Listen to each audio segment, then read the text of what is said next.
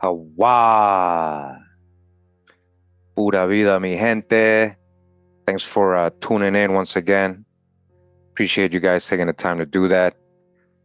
Today, I'm going to quickly try to finish this book. We actually were reading from this book last year.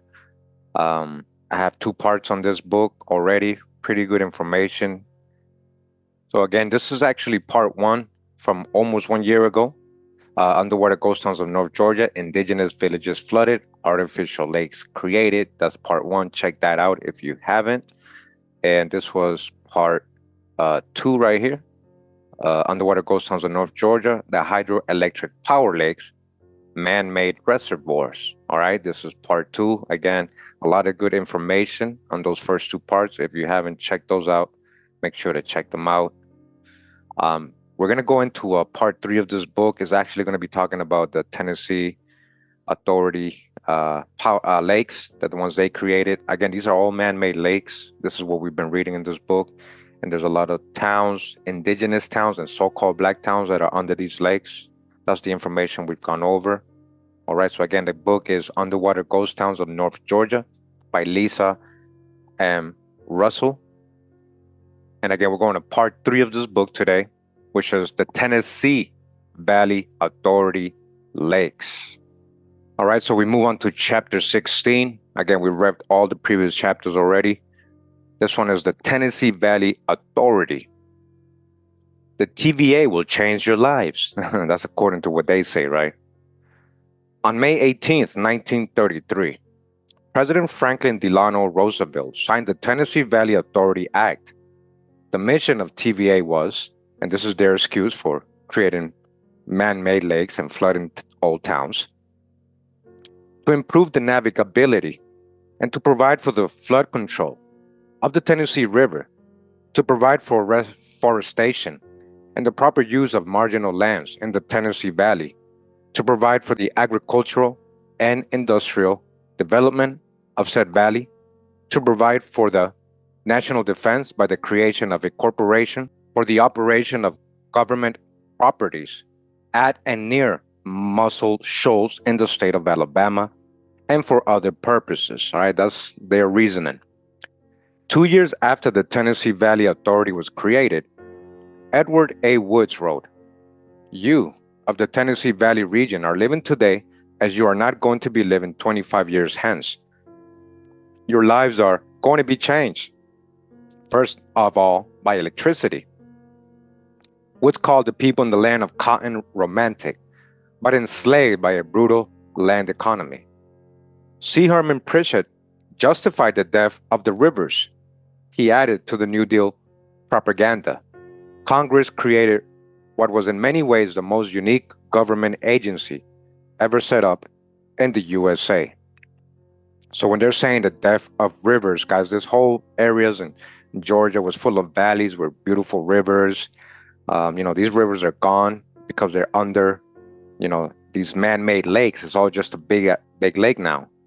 A lot of towns on there, a lot of archaeological stuff that they flooded. TVA was not bound by state laws, jurisdictions, or boundaries. The feds gave the TVA permission to build dams, promote navigation, control floods, and generate power. Though not part of the original purpose, soil conservation, new habitat development, mosquito treatment, and hatcheries were positive byproducts. President Franklin Delano Roosevelt wanted a better life for the people of the region. Only 3 in 100 had electricity, and few had running water. The raging flood-prone rivers only made life harder in the Tennessee Valley, which included the area of Blue Ridge and Towns County, Georgia. Crops were destroyed, and what the people did produce could not be sold because of poor river navigation. In the 1930s, the South had not yet caught up with the North and was somewhere between Reconstruction and Restoration. Before the formation of the TVA, author Rupert Vance felt hydroelectric power development could redefine the New South and relationship with the rest of the nation and improve the lives of Southerners. He wrote how the water-saturated Southeast, especially North Georgia, could be a force for change if they could harness the power of the wild rivers into electricity production. When World War II came, aluminum production in the Tennessee Valley increased. Power was needed for the plants, and Nottely and Chatuge became part of the war effort. These projects were finished in record time to supply power for wartime production. Researcher Tom Bennett found some interesting facts in the National Archives in Atlanta. The anonymous engineering reports of the TVA recorded the four Hiawassee projects were operated initially for their best contribution to the World War II emergency. War propaganda in the form of posters was plastered around to get the public support and define this temporary function of the TVA reservoir projects. Even with all the positive spin, the Tennessee Valley Authority created controversy. Edward A. Wood's prophecy came true. The TVA did change people's life for better and for worse. The displacement of towns and people caused hardship, and the environmental impact of dam construction was not considered the way it would be today. So again, we read this in the previous parts. So many people got relocated, towns, they didn't care about the environment. Nobody was really monitoring that. Archaeological sites were all flooded. A confidential report in the files of the TVA in the National Archives revealed how the organization really felt about the people of the area, particularly Cherokee County, North Carolina farmers. In the official records, A. G. Donald Hudson and Malcolm J. Proudfoot documented, the area is characterized by a condition of social and economic maladjustment, which had reduced its agricultural production to a low subsistence standard of living.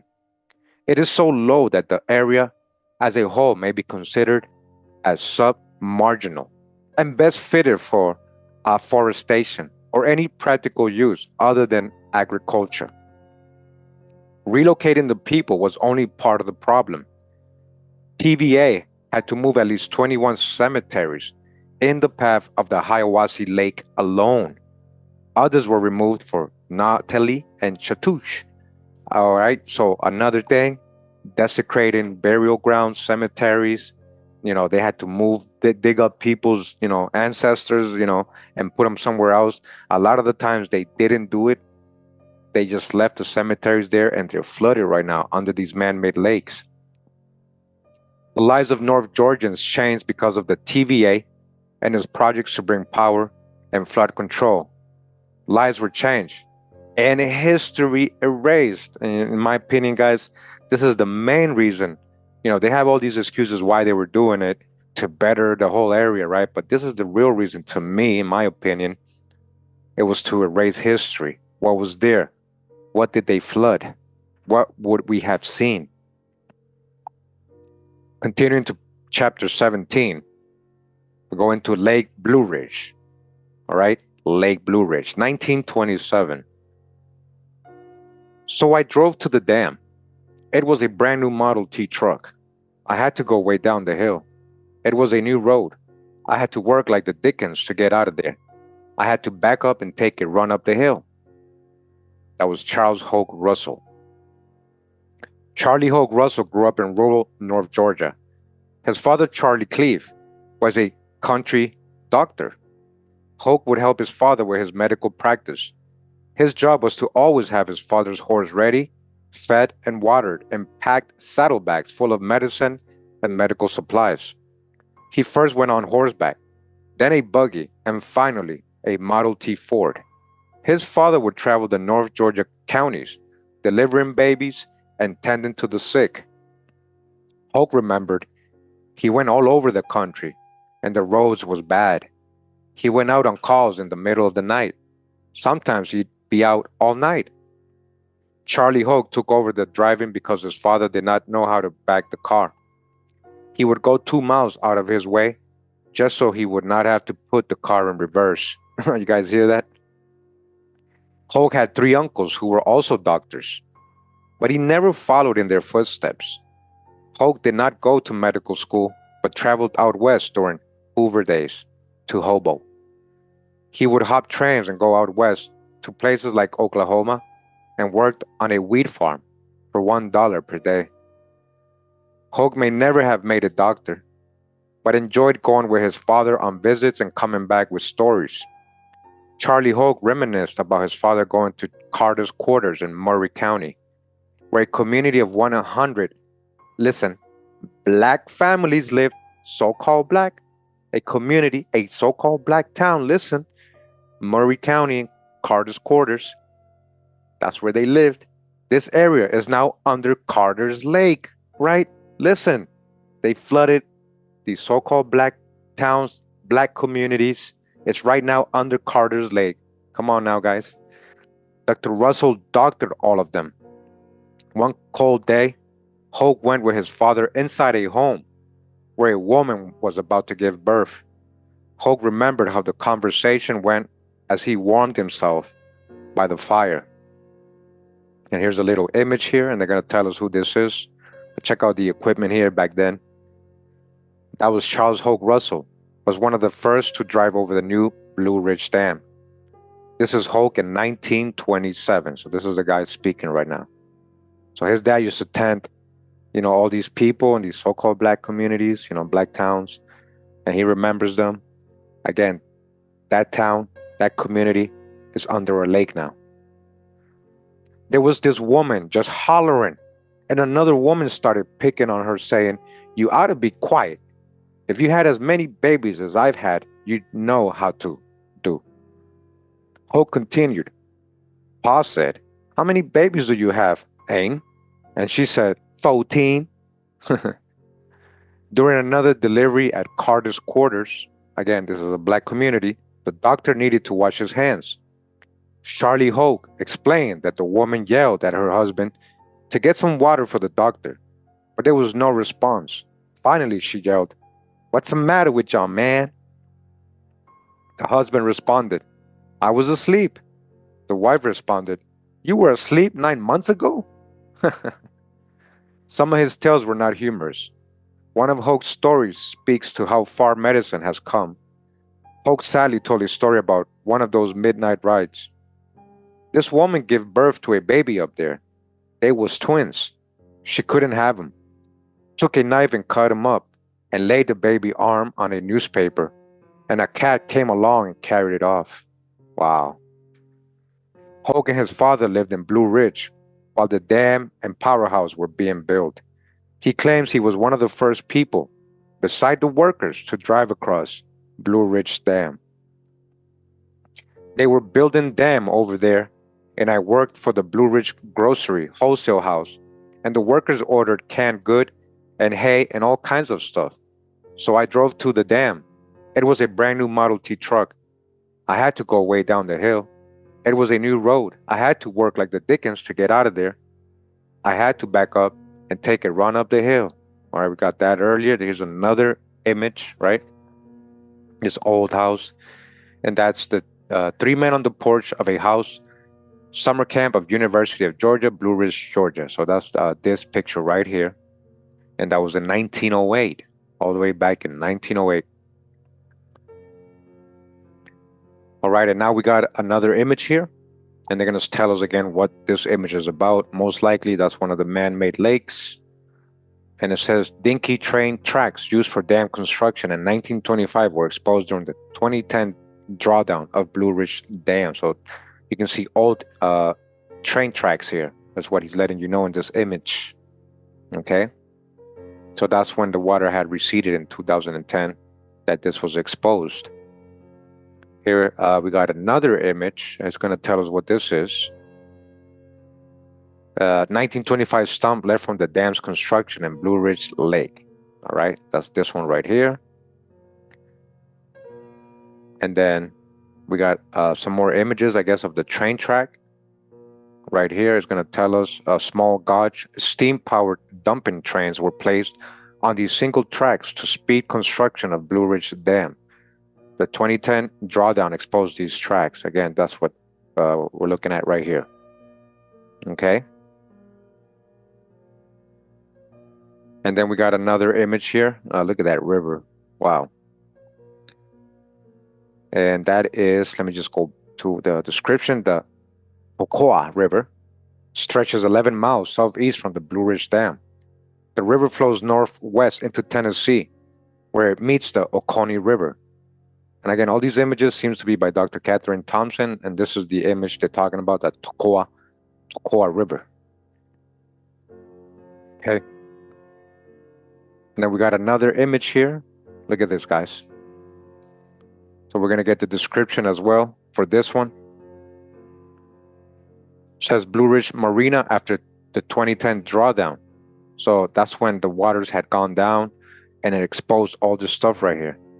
So look at that. What is that? Like a little, I don't know, bridge or an old house or something. And then we got this image. So again, this is when the waters were really low in 2010. Drawdown intake station exposed at Lake Blue Ridge. That's what we're looking at right here. Okay. And then another image here. This seems to be from 1926. Constructing the penstock for Blue Ridge Dam, August 7th, 1926. So you guys can see. And again, another image. So this is most likely an office in the dam, in the operations room. Blue Ridge Dam Powerhouse Control Room. So that's from also August 7th, 1926. This one right here. And another one from 1926, the same month and day. And we're going to read what this is. This is Toccoa River view of Blue Ridge Dam. Okay. The Toccoa River. Back in 1926. Another image here. All right, let's go see what it's telling us. Blue Ridge Dam Power Station, 1926. So the Blue Ridge Dam Power Station. A picture from 1926. And of course, another image here. Take a good look. And it says that's looking south over future reservoir site. June 17th, 1926. Future reservoir site. So this must be all flooded now. That's a lake here now. It's not a river. This is what I was telling you guys. It was all valleys and rivers. It was a really beautiful place. This is all the stuff they flooded. We got another image here. So I believe this is 1930 because it says June 28th on it. General view of dam from center line on West Hill. And washing away the dirt with a sluicing boat building Blue Ridge Dam, June 28th, 1930, right? This is this one right here.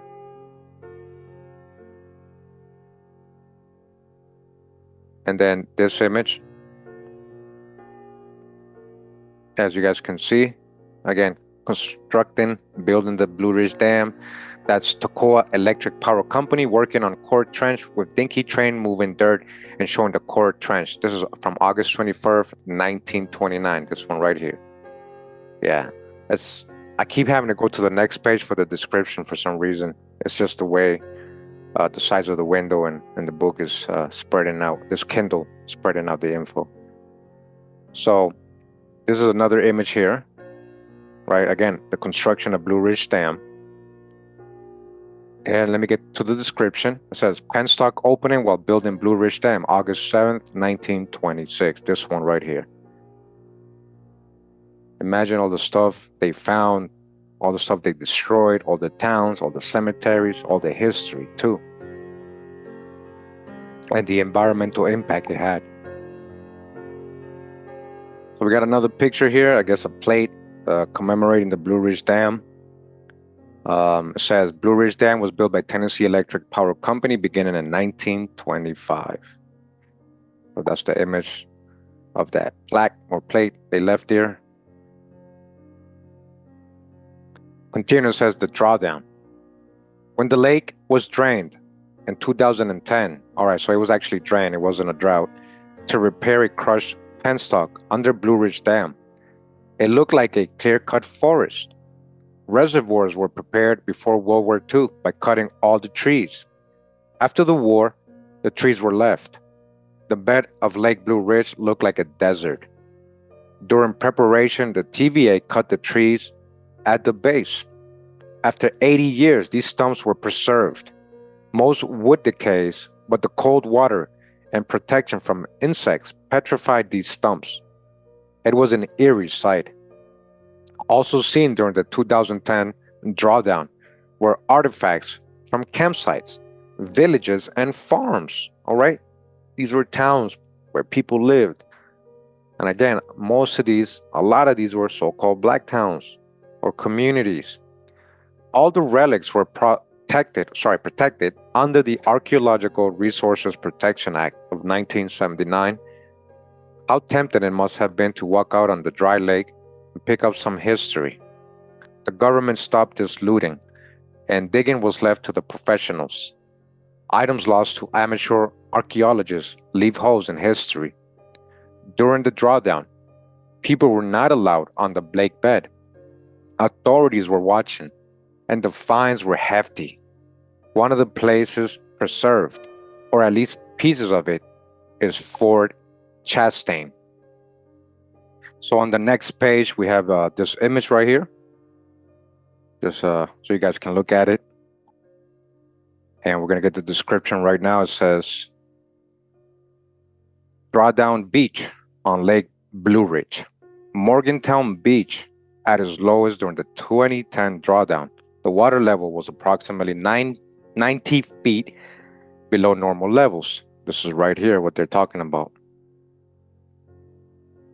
90 feet lower than it was usually. So you can get all this area exposed. This is supposed to be called Beach now, Morgantown Beach.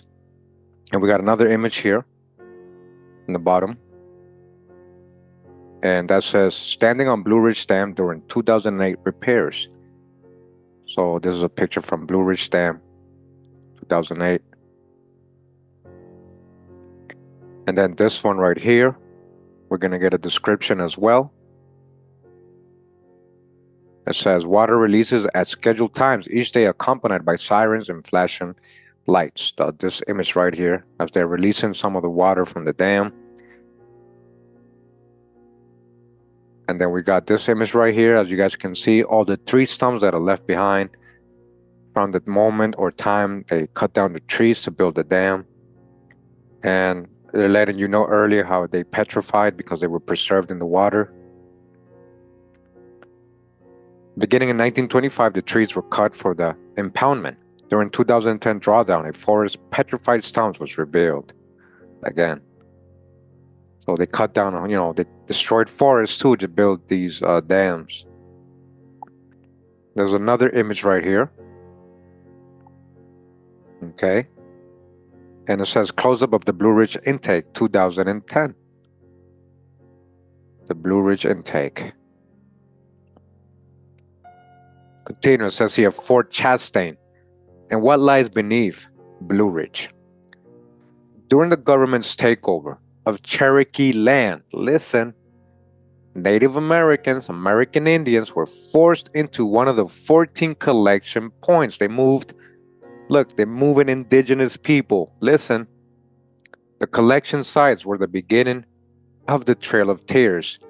On the Lake Blue Ridge was one of these forts, Fort Chastain. Local historian Dr. Kathleen Thompson quoted a researcher, Ethelene Dyer Jones. She says the fort was near the convergence of Star Creek with the Toccoa River in what became Fannin County.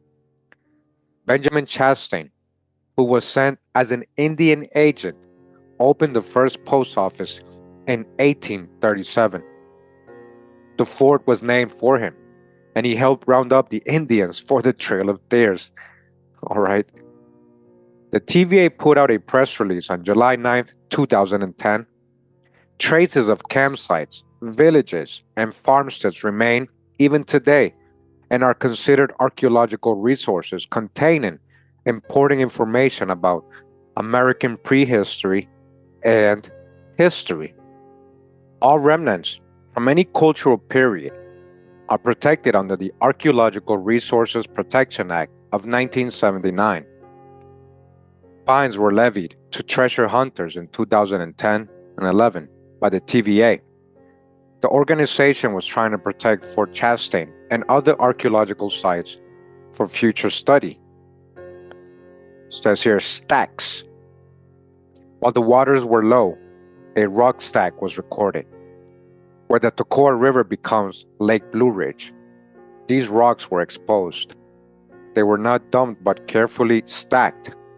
Experts on Native American culture suggest that these piles is a marking for Cherokee meeting place. The TVA will not comment. So they flooded that, right?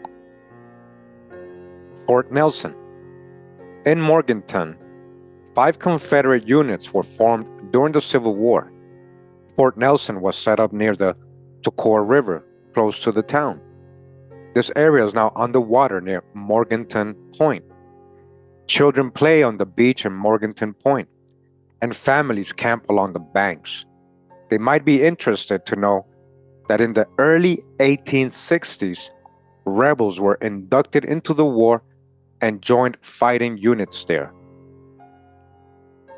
Continuing, it says here the underwater train. During an early drawdown, equipment for a dam construction surfaced, and a TVA diver claims to have seen a train engine near the dam while doing repairs. In 2010, during the drawdown, the engine had disappeared. It is probably buried in sediment. One thing that was not hidden were remnants of the dinky engine tracks. A dinky was a small-scale train used for hauling dirt and materials to and from construction sites.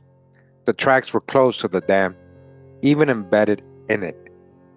The remaining tracks caused sinkholes on the downstream side of the dam, but they have been repaired.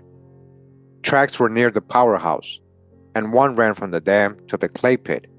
The cars were loaded with dirt and dumped. As the dam rose, the track was reconstructed higher.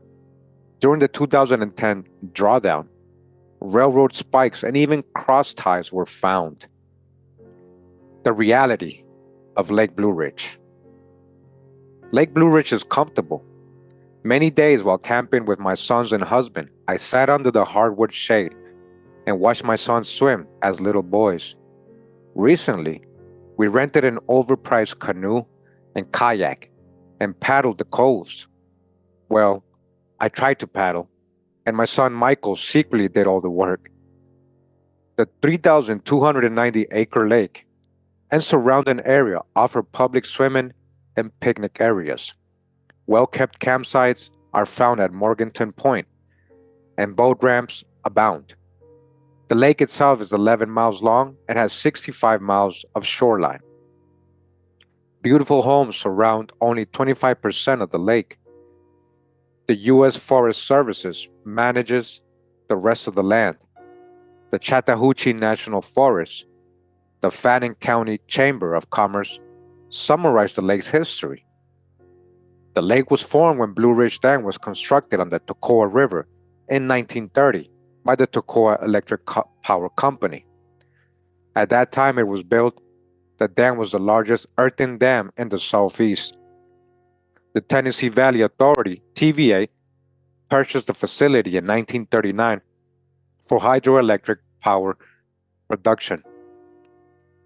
The reality of Lake Blue Ridge is a contradiction. This special place stole my heart years ago, but now I look at it from a different perspective. I see the reality of human-made reservoirs. This peaceful place has pulled so many words and ideas that were drowning in my thoughts. The waters have saved my mind. When I need a day trip for rest, Blue Ridge is where I go. It is my favorite lake in North Georgia, but I have also tubed down the enchanting Toccoa River, the same river that was cut in half by Blue Ridge Dam in 1930. The water is transforming. And here's a little image, I guess, of that lake. It says, what lies beneath Lake Blue Ridge? That's what they're asking. What lies beneath it? The need for power and flood control was real. But I wonder how amazing that river would be today, flowing free, not interrupted by something contrived by engineers. One trip down the cool, no cold to core river on a hot Georgia day will change our life. The calm shoals and the rapid jaunts make for an afternoon adventure. Lake Blue Ridge and the Toccoa River have rehabilitated my busy mind for many years. I think there is a tube ride left in me. All right, and we continue on chapter 18, Lake Chatuge. I don't know if I'm saying this right, or Chatuge, 1942. The water show I'm lapping at, Mavdo. If you going to find me a home or is you isn't. Chatuge Reservoir, located on the Hiawassee River in western North Carolina, is 13 miles long and extends southeast from the dam into North Georgia. The reservoir is named after nearby Cherokee settlement. All right, the Cherokee settlement. Under the 150-foot high Chatuge Dam lies an 18th century Cherokee village. Listen, under this lake, there's a Cherokee village. This is what they flooded. This land was Cherokee.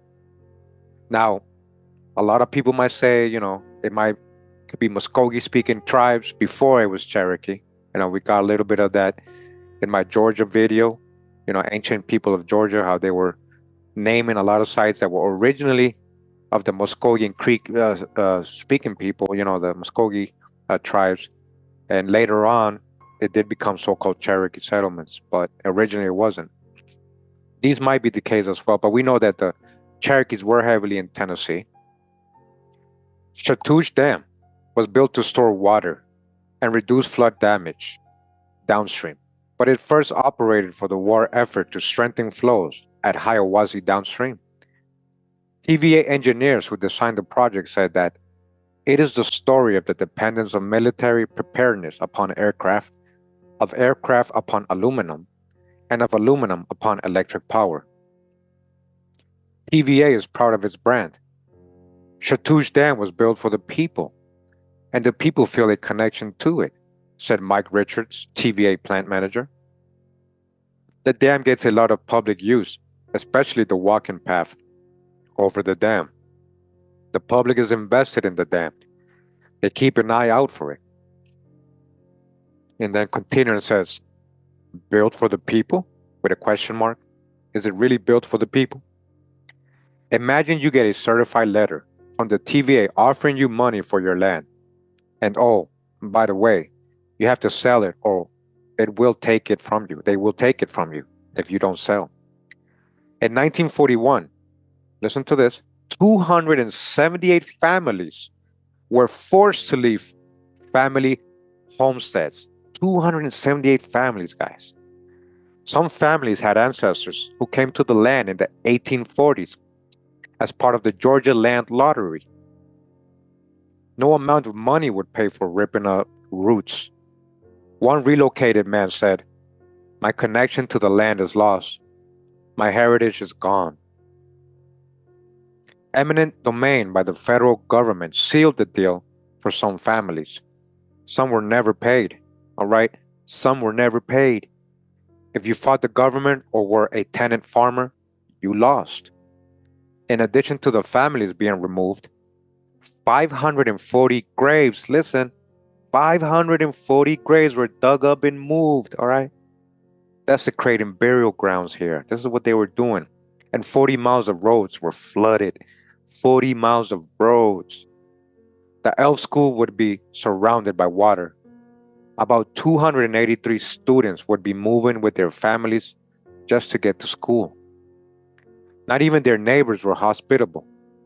Nearby Hayesville grew during the construction of Chatuge Dam, and construction workers contributed to the economy of this North Carolina town.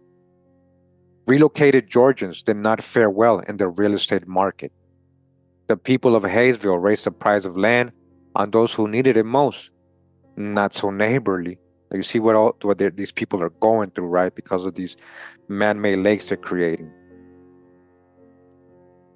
All right, and here's an image of two young children.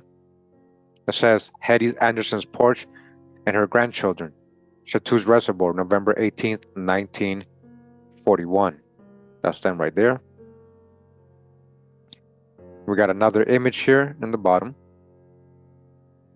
You guys see? Some people here, digging up. It says Ledford Chapel Cemetery. Disinterment operations for the Chatuge Reservoir, June 18, 1941. Look at them, desecrating burial grounds. Whose burial grounds are those? Huh? And then these people move in. And then we got another image here. It looks like probably a more modern.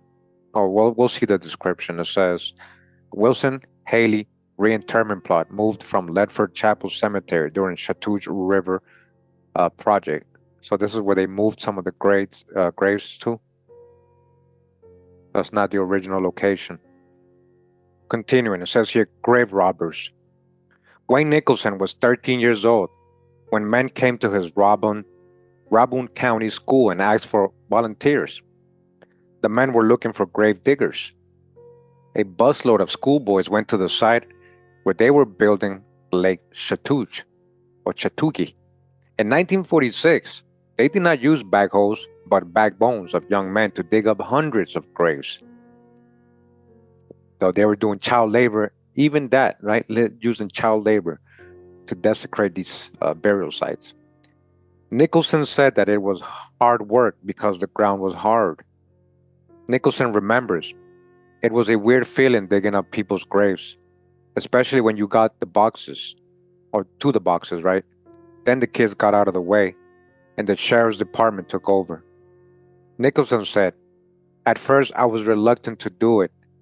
Then you talked to your friends and said, why not? He continued that it was a different kind of life experience.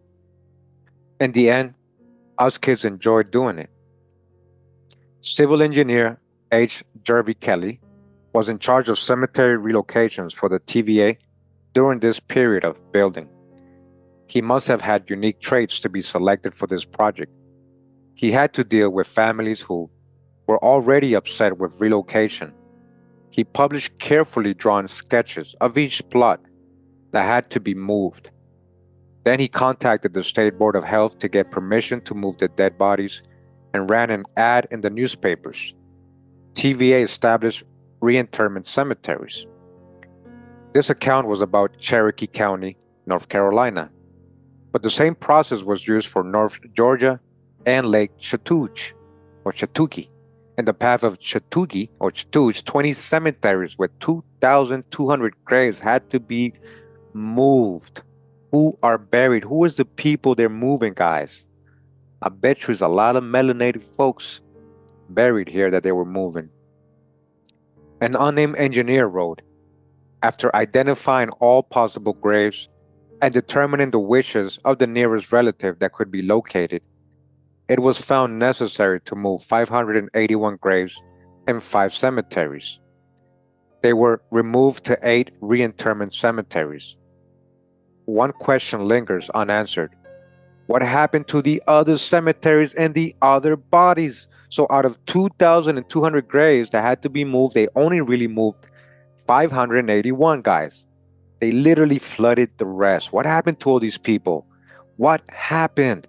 And now that goes to another topic here where a lot of these man-made lakes are supposed to be haunted, and hey, this is probably one of the reasons. Continuing, it says, the whirlwind. The Chatuge project was a whirlwind, Chatuge. TVA employees worked 24-hour shifts, but took off on Sundays. The speed of construction created chaos. People were not getting offers and not moving. The evacuation deadline was December 1941. People were trying to find places to live, and some did not make the deadline. Listen, a local paper posted on January 9, 1942, that some old-fashioned neighborliness was needed to help people move. The land was torn up, and even wildlife ran away when their habitats were chewed up by heavy equipment. A lone chicken stood looking for a roosting place. The TVA was burning barns, destroying homes, cutting trees, and clearing the land. The rich bottom soil was washed away. Soon, water would cover 3,700 acres in Towns County, Georgia. The dam and lake were named Chatuge or Chatuge. In Cherokee, this means the meeting of waters. Irony, huh? The irony. Then you got an image here that says that image, lonely house on a hillside identified as Dwight, and that's from 1945. And we got another image here,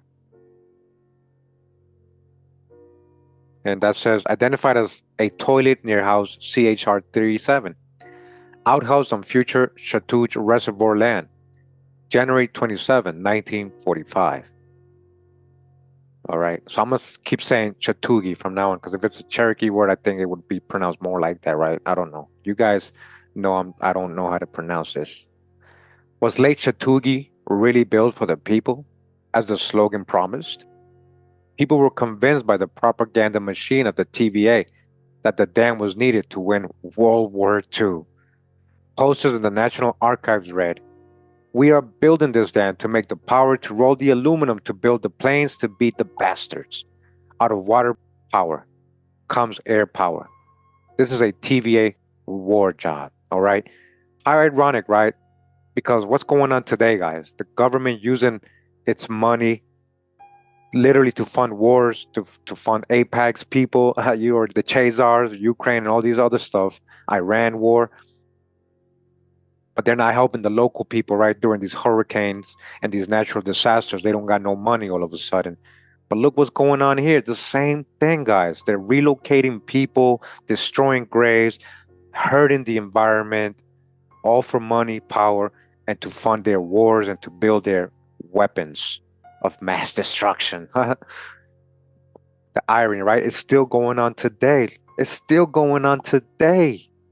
What has changed? And we keep voting for these same people. They don't care about you guys. When are we going to wake up? Now, here's another image. That house is literally on the air. Look at it.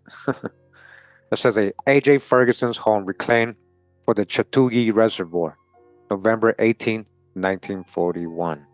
So that's probably underwater now. Oh, sorry. Going back. Most likely this area is underwater now. And then we got this image right here. We're showing like a little stream or creek. And it says that's the view of the bottomland on the upper Hiawassee River, Chatuge Reservoir, July 3rd, 1941. Again, this is what they're talking about here. Most likely this is all underwater now. Then we got this image. Looks like another outhouse in a house. The days of the outhouse, huh? TVA employee views the outhouse on the property. A chicken house is in the background. CHR 14. Chatuge Reservoir, 1945. This is what they're talking about right here. So an outhouse and a chicken hen. That's a pretty big chicken hen. And then this image showing another outhouse. And it says that's the smokehouse near a dwelling within the reclamation area for Chatuge Reservoir. CHR, January 27, 1945. This is what we're talking about right here. And then this image, another house, looks like another barn. And it says pig pen, that's a pig pen, shed, crib, and a barn on track CHR 13. That's what they named these places. Chatuge Reservoir, January 27, 1945. So all this might be underwater now. And this image right here looks like a barn that says garage near the house on track CHR 37, Chatuge Reservoir. A garage right here. Other propaganda included images of people working in the aluminum company of America, Alcoa, and the Tennessee Shoe Factory as testimony of their use of TVA electricity and the contribution of aluminum and shoes to the war effort. All for the war, right? The wars they created. And again, the Chazars created all that. World War II, right? What happened? Who were they supposedly fighting? Right? Because of what? Remember? Germany, and who was involved? The Chazars. You guys know the drop, right? This is what the Chazars are doing. That's why they don't care. Because the government does anything the Chazars wants them to do on their behalf. So this image right here, it says feed mill and servant customers, January 9th, 1942. The good old days with horse and carts, right? And we got another image here with ox and carts, right? And it says that this one right here is feed mill and man using an ox-like horse, Chatuge Reservoir, January 9, 1942. This one right here. And you can see a little car in the background there. Then we got this image. Wow, it appears like they're moving this image. You see the trucks on the front? Yeah, I'm sorry, moving this house. Wow. And it says moving day for Ray Sims, January 9th, 1942. So they're moving, literally moving the whole house. Wow. And there's another image here. Appears to be another house being moved. It says 2 trucks are ready to move Clay Allen's house and cafe, 1942. Wow. So again, all this is underwater now. These people had to move literally their whole house, because they were lucky enough to keep their house. A lot of people lost their property and land and what they had constructed, their houses, all that. Here's another image. What is this, a meeting house or maybe possibly a church? It says Woods Grove Baptist Church was in the path of Lake Chatuge. That was from November 18th, 1941. Did they move this or did they just flood this one? It's probably under there still in the water. We got another image here. There you guys see. And it says that is the Walter Ledford residence and store moving for the Chatuge Reservoir. They moved them to a 1941 right here. Wow. Even a business, these businesses, right, that these people had. This image right here.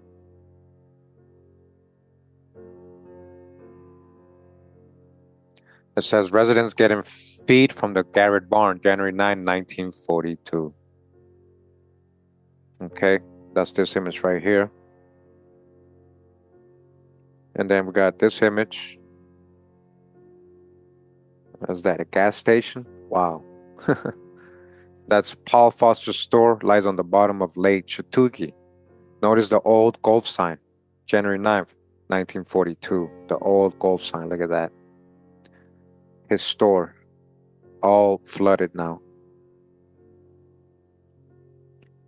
Are the people better off? With a question mark. The area that became Chatuge Lake was a poor place. In 1880, farmers sold off the timber to northern timber companies. They clear-cut the land and did not add much to the local economy.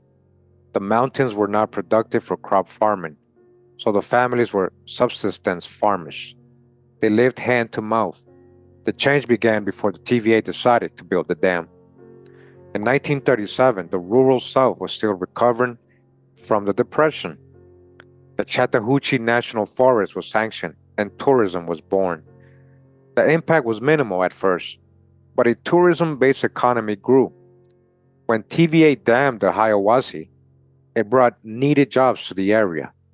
Once the project was completed, there was a lake to increase tourism dollars. Events like the Georgia Mountain State Fair only added to the growth. Thousands of acres were lost, and people had to move from their homesteads. But the lake brought an infusion to the local economy. The people had different views. A few were certain it was for the best.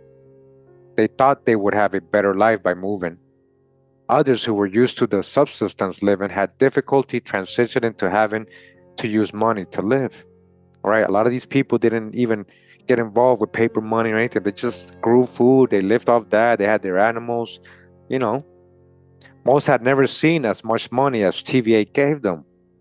They were accustomed to feeding themselves on what they grew and bartering for what they needed. Trade, bartering, like the good old days.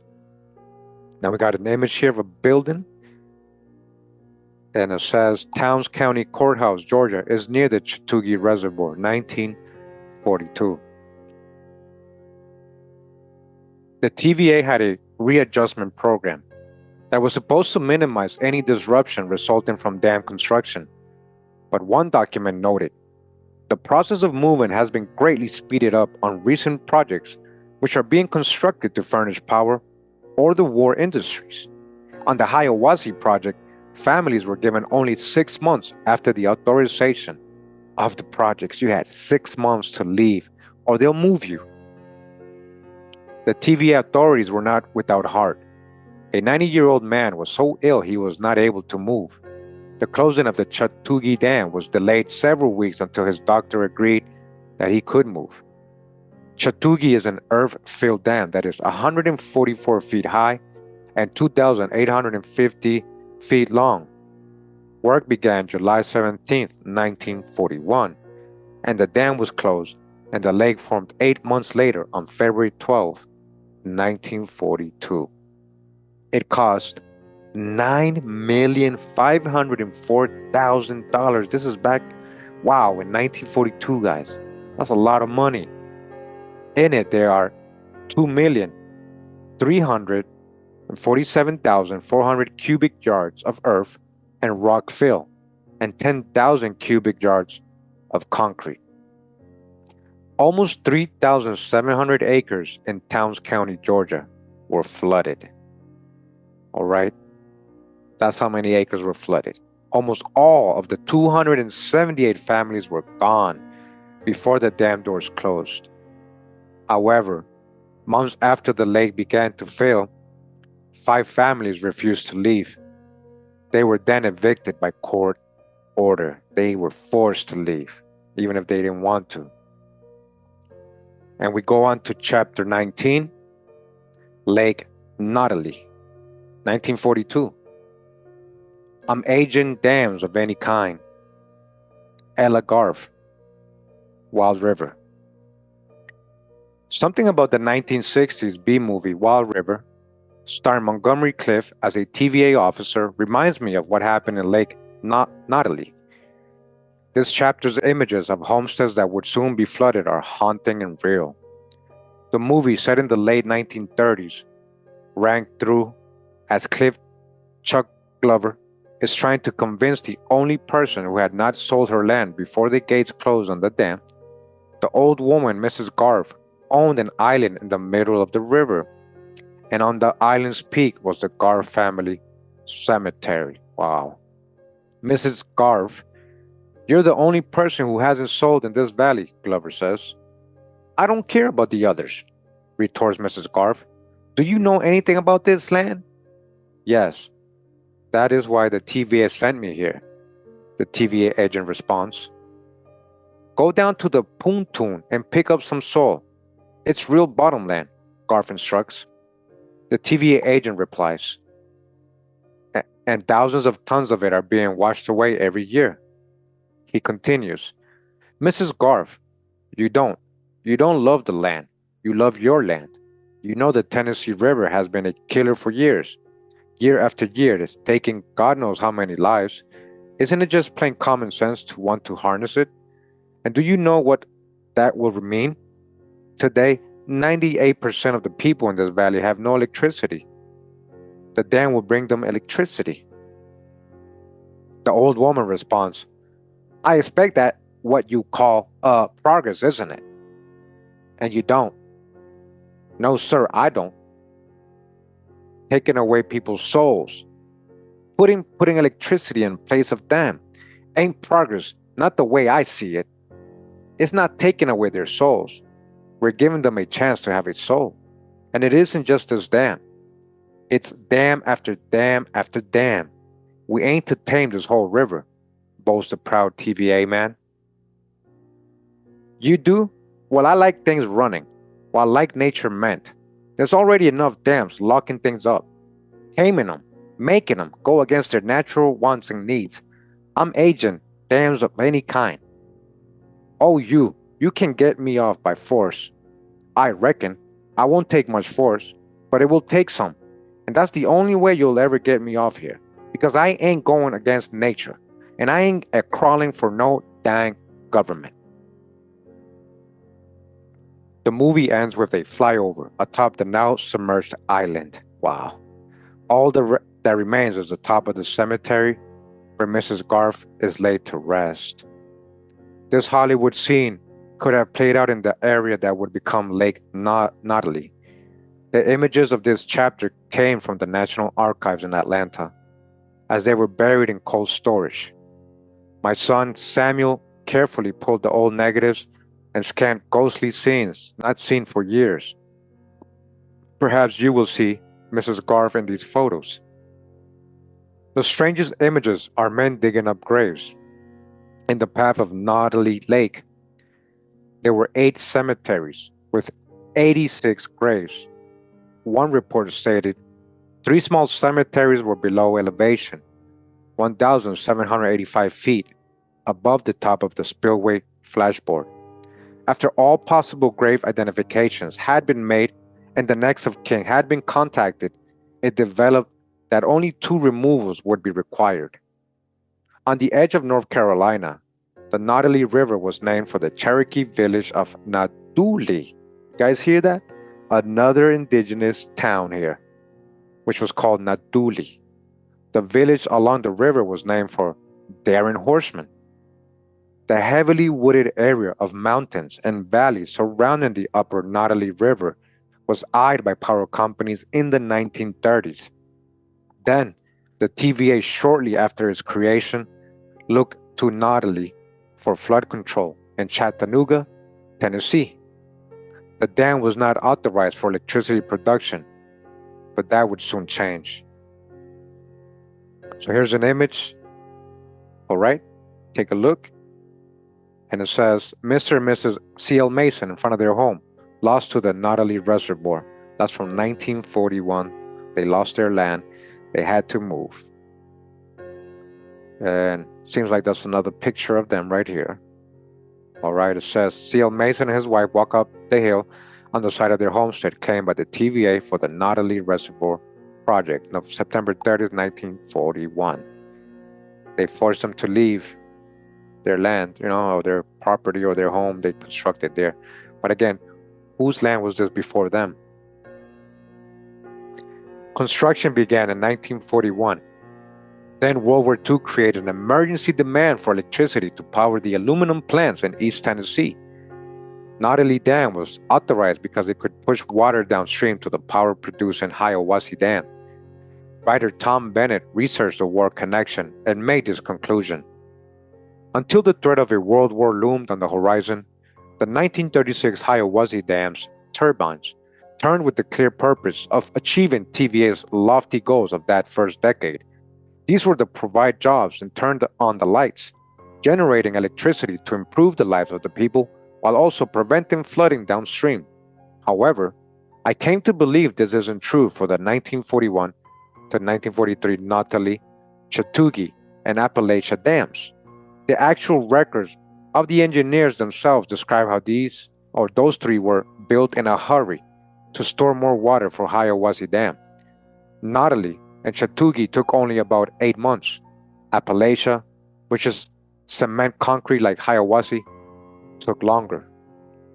Together, these dams joined a giant system, making power to help the U.S. defeat the Axis powers of Germany, Japan, and Italy. Dodged the hijack where they created wars they funded both sides.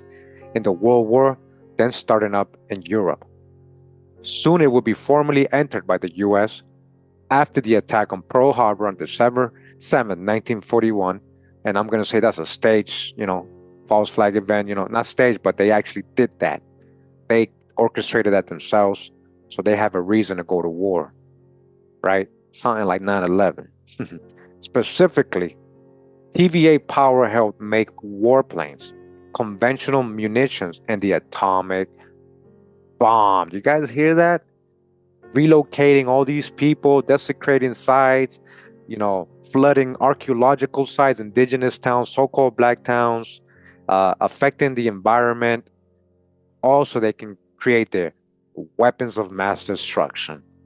Nothing has changed today, guys. Same thing is going on right now.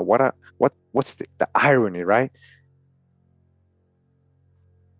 It says Nottely near Ivy Lock Cableway, right bank, 1939. This is this image right here. Then we got this image of the Nottely River. Most likely it says Nottely River near Ivy Log, measuring section upstream from right bank, Ivy Log, Nottely Reservoir, February 11th, 1939. Again, this one right here. And then got another image here. Okay. And that's the Nottely Quarry during the building of Nottely Reservoir, May 18, 1944. The Nottely Quarry. And then this image right here. Wow. Look at that. Look at that image. You can see how they cut down the trees there, and there's a little path. It says Nottely Dam construction site, looking south, April 15th, 1941, looking south. Look at all the homes right there. And then you got this image. Look at that old car right there. We're reminiscing on old times right now, guys. It says that's the period car. As a period car drives on the Nottely ground water wells at Nottely Reservoir, April 25, 1941.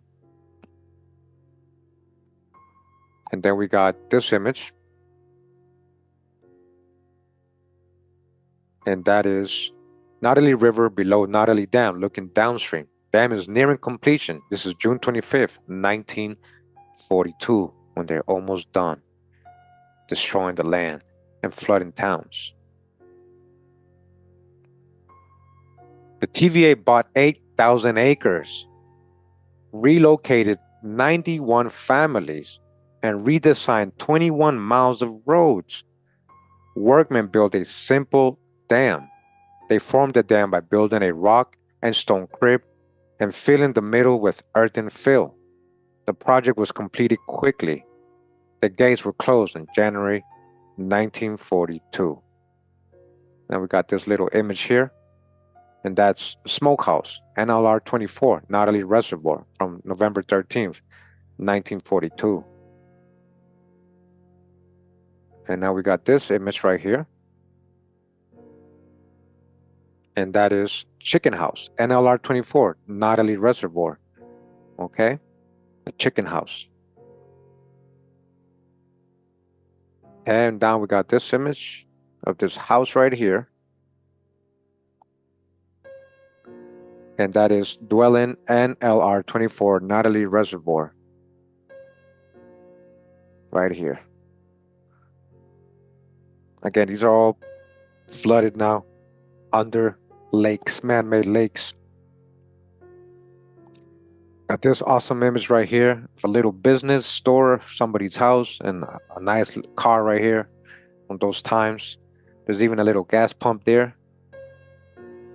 Pretty cool, right? It says A.M. McAfee Store was destroyed for the Nottely Reservoir, October 7, 1941. This picture is from. Wow. All the history they erased, right? Got this other image here of a dwelling place, a house. Look at that. And that is Bentig's Heirs house in Union County, Nottely Reservoir, November 24, 1941. That's this one right here. And then we got this one with two children on the porch. And that is William Plutt's residence, November 24, 1941. Again, all this is flooded now.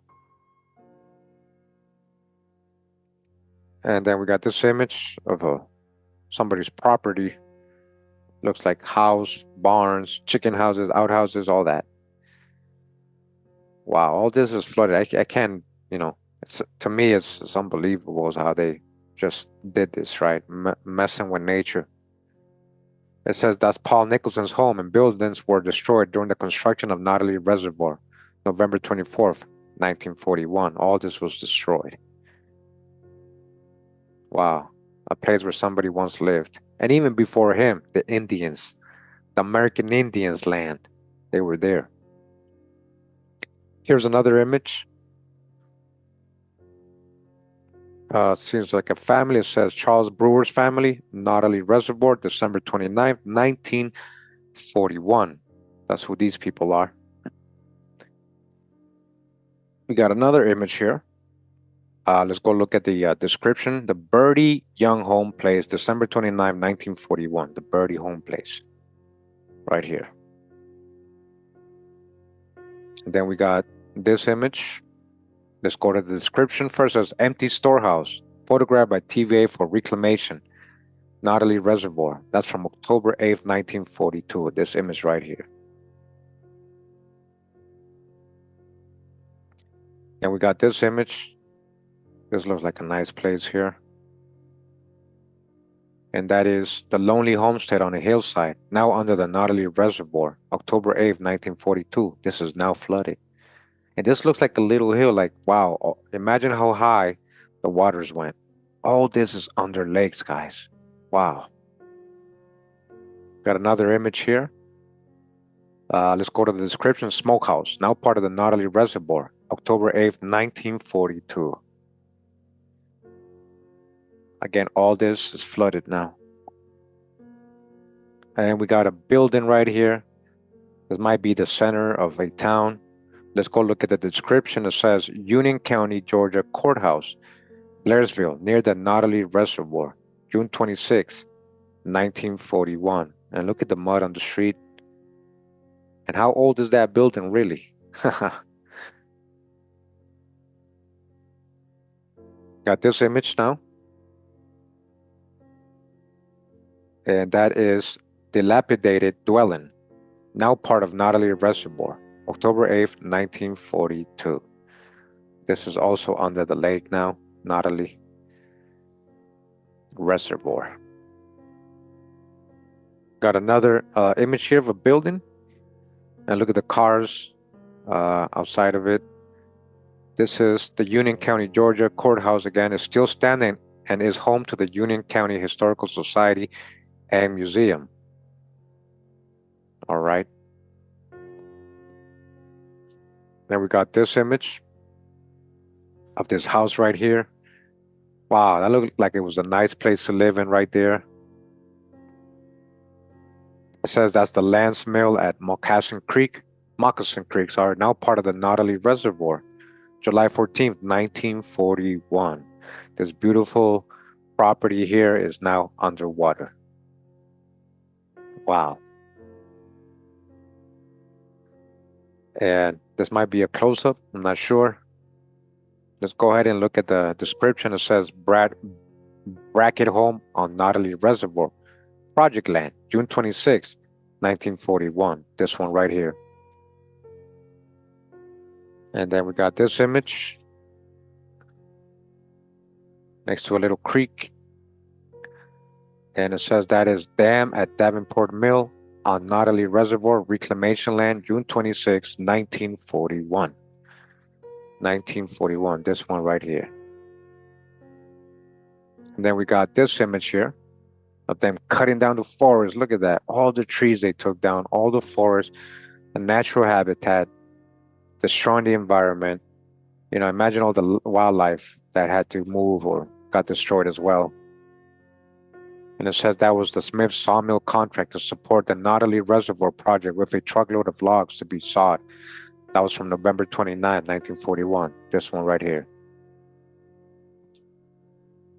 And then we got more images of all the trees, all the forests they destroyed. Look at that. Man, how sad to me, guys. How sad to me. Why couldn't they just leave everything alone? That was the logs ramp or jarred at the Smith Sawmill, Nottely Reservoir, June 29, 1941. And then this image down here, as you guys can see, they already cut in the wood. creating their wood for building. And that was lumber stacked on the yard, ready for delivery to Nottely project, November 29, 1941. This one right here. Look how the background is all like, a plain, a desert almost, like after they cut all the trees down. Wow. Continuing, it says Confidence School and Providence School. A Google Maps search near Lake Nottely reveals communities, churches, and references to historical schools. The TVA documented 2 historical schools moved during relocation. Images frozen in time show the old Providence and Confidence schools and the new ones being built. Images found in the National Archives are rare and were taken in the fall of 1941. So here's one of the images. Wow, look at that. Is that a school? The description says, from view of the Confidence School, Nottely Reservoir, September 30, 1941. This was an old school. Can you imagine if that was your school? And then we got this image of these 3 men in front of this building or house construction.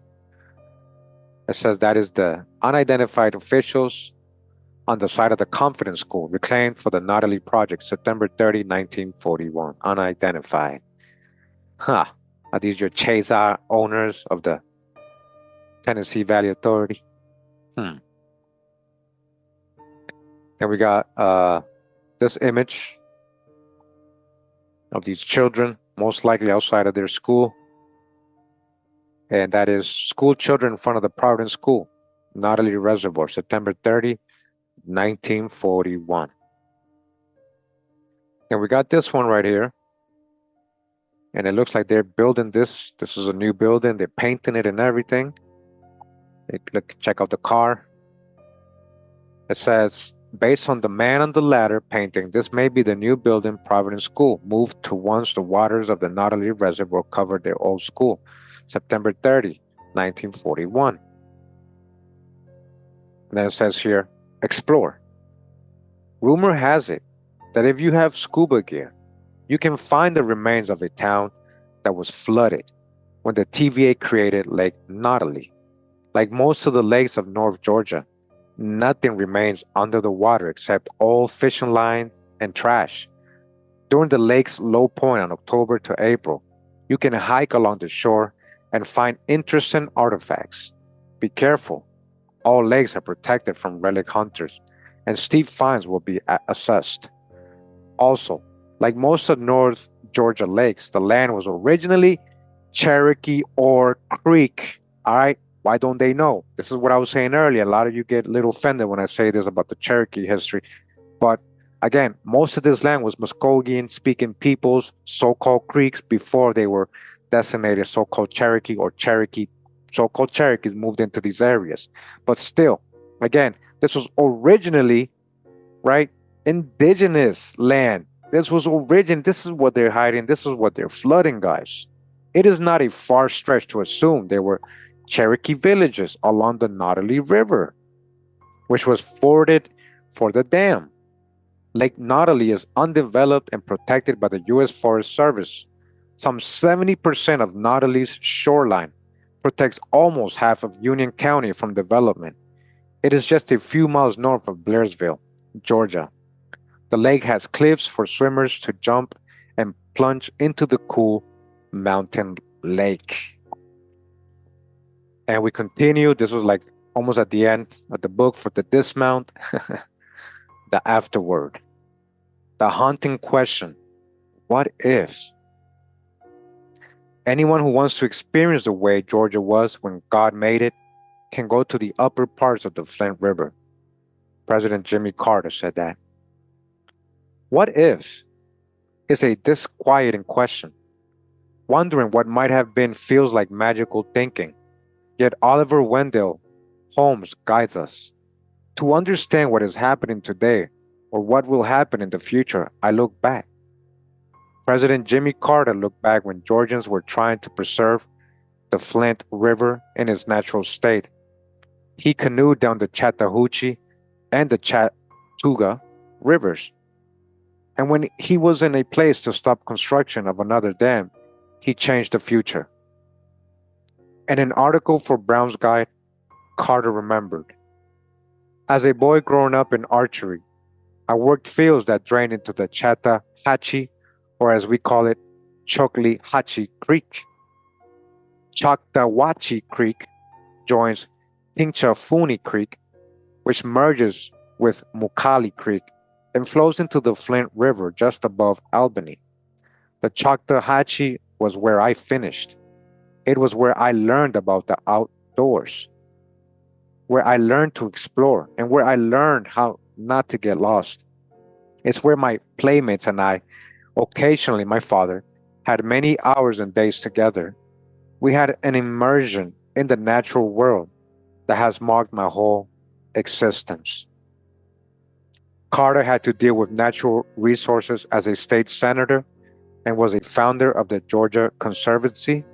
He said, it was a part of my attitude when I became governor. As an advocate for the protection of the Chattahoochee River in the Atlanta area, he created the Georgia Heritage Trust.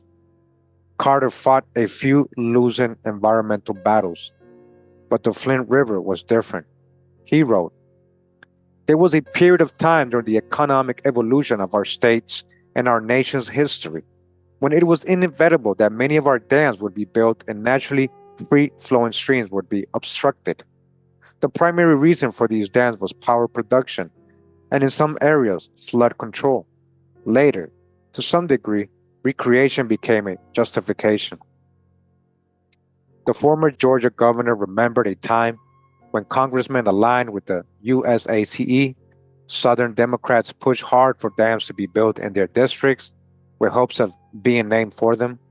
He said one of a congressman's highest goals in life was to have built in his district a notable dam at federal government expense that would create a lake that could be named for him. You guys hear that? People's greediness, people's clout chasing. Look at that. Literally trying to be famous, destroying lives, destroying the environment, flooding archaeological sites, indigenous towns, so-called black towns, all that, just so they can have a lake named after them and make some money.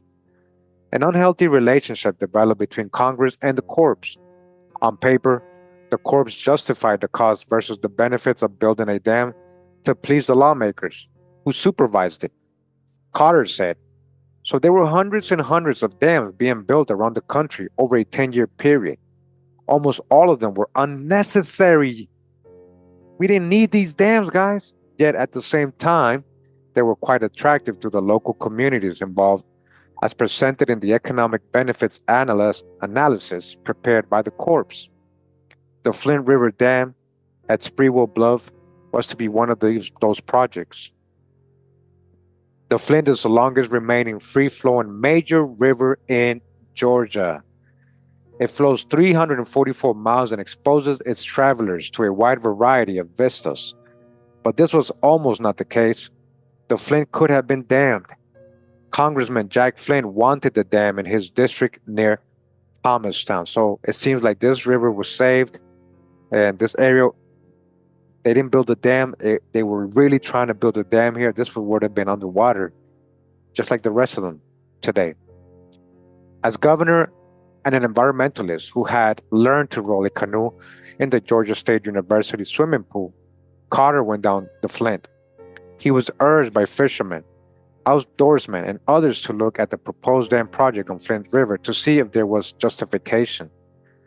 Governor Carter made a commitment that was time-consuming and unpleasant, meeting with everyone involved.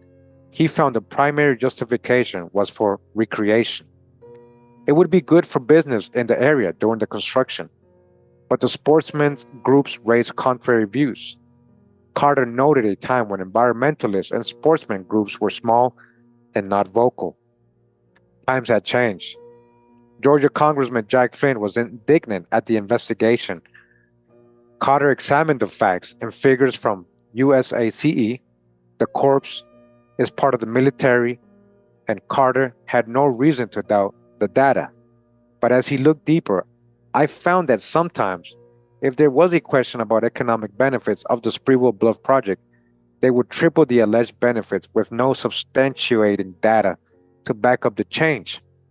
The corps kept saying there was a need for another Broadwater Lake, but within 50 miles of the Sprewell Bluff, there was more than a half dozen that never reached the potential economic benefits projected by the corps. U.S. Engineers of Corps, right? Carter said, if anybody wanted to go back and look at the Corps of Engineers analysis of benefits that would accrue in tourism, they would find that those benefits are just a complete passel of lies and exaggerations to justify a project the Corps wanted to construct and that a member of Congress wanted to have constructed. It would give the Corps work to do and justify its existence, and they thought nobody would question it, all right? Like literally, guys, they had no real reason to build these. They were trying to make it a tourist spot. Why? And the money wasn't even as much as they were trying to tell people. To me, that tells me they were really trying to hide these places and flood them. Then there was the flooding myth. Then they're talking about, oh, it might flood. So what? That's nature. The USACE, or the U.S. Corps of Engineers, brought up flood control. Carter discovered that the Corps had exaggerated the facts. The only way you can control flooding with a dam of this kind, I learned at the time, is to reduce the water level in the lake by 10 feet in anticipation of heavy rains, so that when the rain falls, instead of running down the stream, the rain would fill up the lake. Well, you can't anticipate that. Even the U.S. Corps of Engineers' own data showed that a Sprewell Bluff Dam on the Flint would have little effect below Lakes Blackshear and Chehaw. On October 1st, 1974, Governor Jimmy Carter decided that the flood project would be vetoed.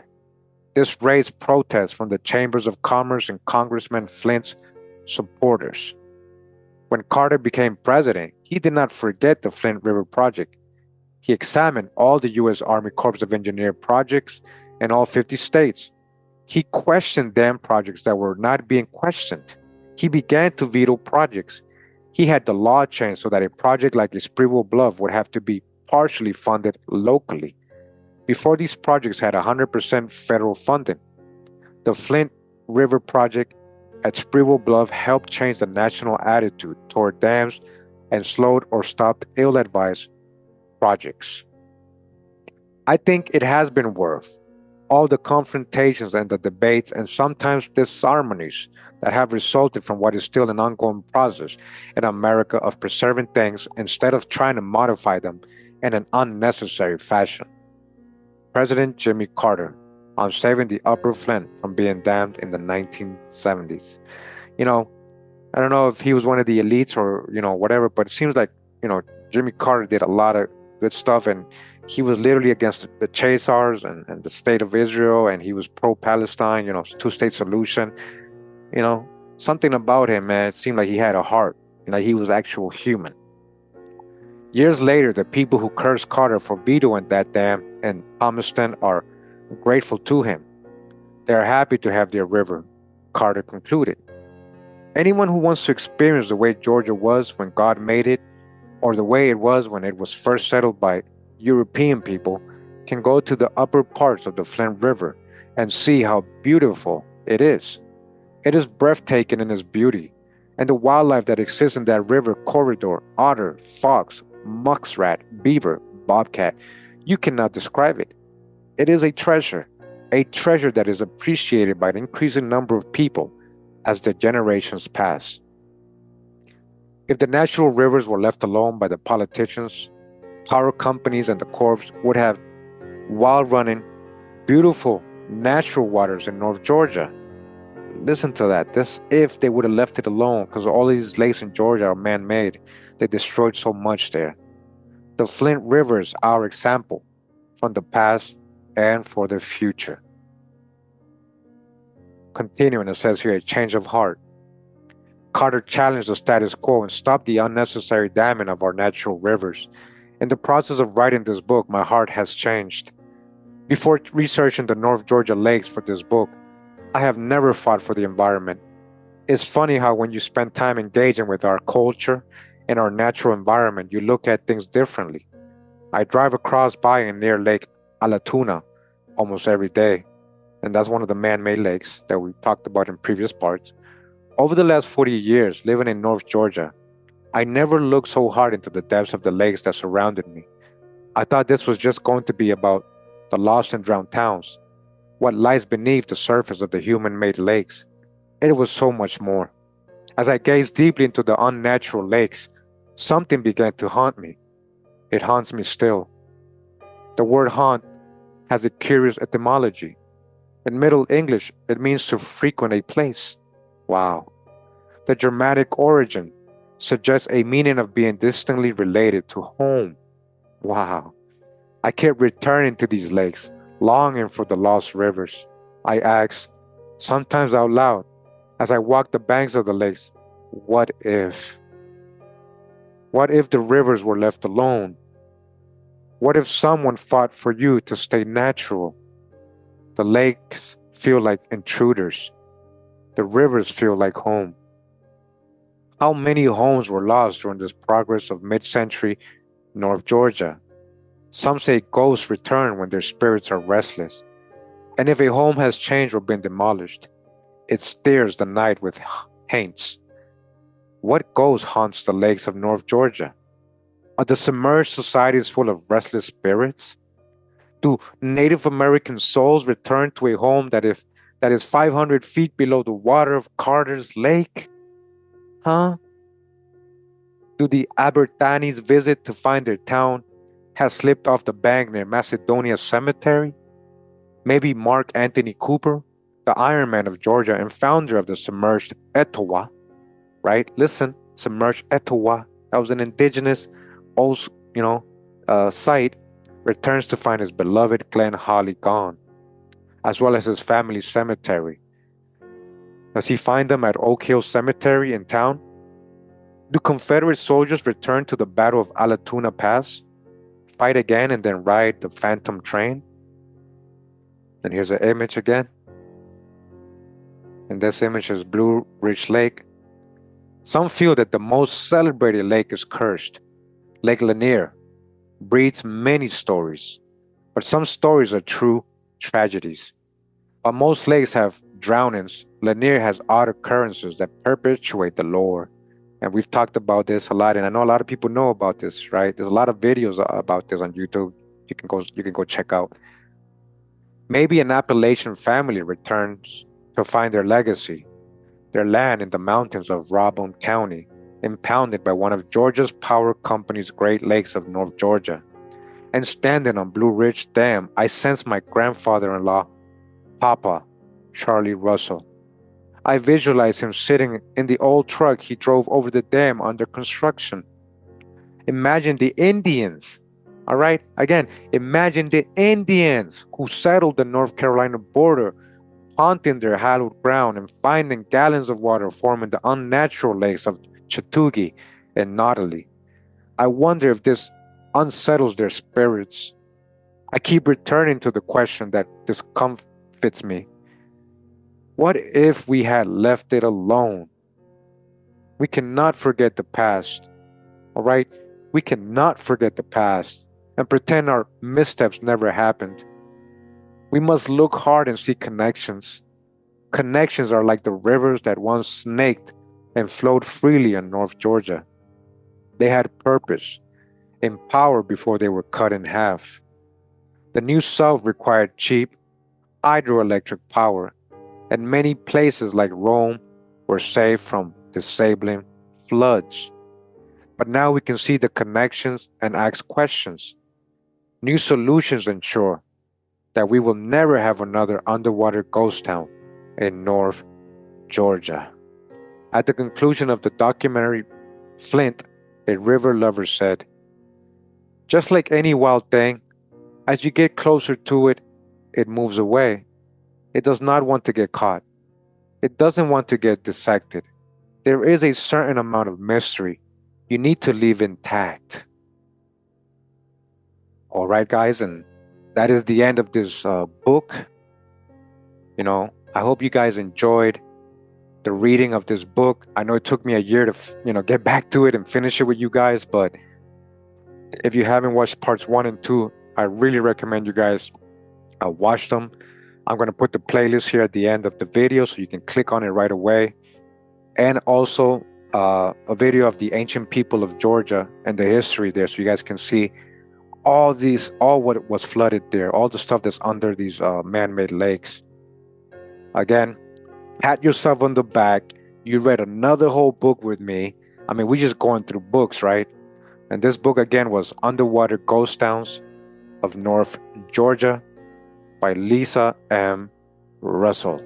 This was a great book. I thought it was a really good book, guys. Yeah, and I do feel emotional. Even though I'm not from this area or experienced, my family never experienced none of this. It makes me emotional when I realize what has been done. And I hope you get emotional too, like me. I hope you care about nature and the history that was erased. It just saddens me, honestly.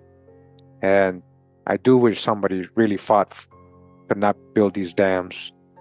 And I do wish that they never mess with nature and they left these places alone. And I wish they still did that now because they're still doing stuff like this. They're still destroying the environment. They're still cutting down forests, relocating animals and destroying wildlife, all that. They're still doing this today, guys. And I hope you do care as a human being for the creation of the Great Spirit, what the Most High gave us, this natural beauty that these people destroy. They try to play God and modify land. They try to create these man-made lakes, and today is just for recreation, literally. And like rich people living on the side of these lakes, a lot of them. Not all of them, right? Obviously, not all of them, just normal folks too. But yeah, it's a deep history that I thought was very important to bring up. I thought this book was great. Again, shout out to Lisa and Russell. Go ahead and get the book. This is my Kindle version, but you can get it in many versions, hard copy or paperback. You can just Google it. You'll probably be able to find it. All right. And that was my review of this book. I hope you guys enjoyed this book, the reading today as well, this last part, you know, and I hope you consider what I'm saying. Maybe you become a caring person to nature and you pass that on to your next generation so the next generations can be more conscious of nature and what man does, the damage man and humans do. All right, so that it doesn't happen over and over anymore. Thanks for tuning in once again, guys. I really appreciate you guys taking the time to do that. Always. Much love and respect. Pura vida, mi gente. Hawaii.